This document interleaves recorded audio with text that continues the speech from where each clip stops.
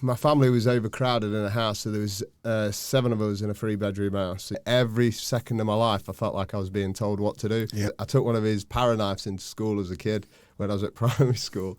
Some of my drawings and all that I've been drawing at the time, because my dad did let me watch like 18 movies. Yep. So I was drawing like Teenage Mutant Ninja Turtles, but with their heads decapitated and like stuff from films.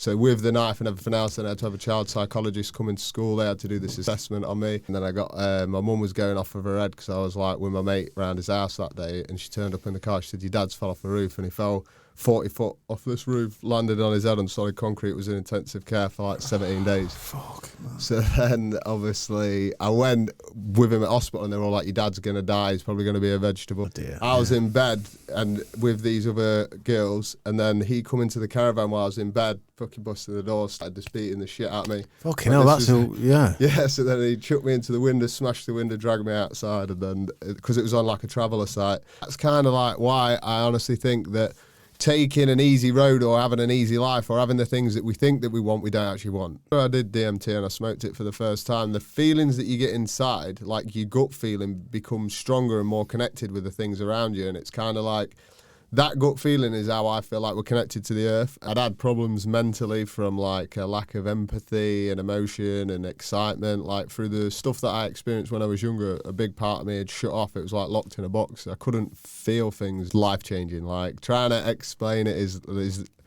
no words, but like you kind of, when I describe it, it's not very good, because I say to people it's like experiencing your own death, being shown things, everything that you should be grateful about could be taken away from you at the moment that you smoke it.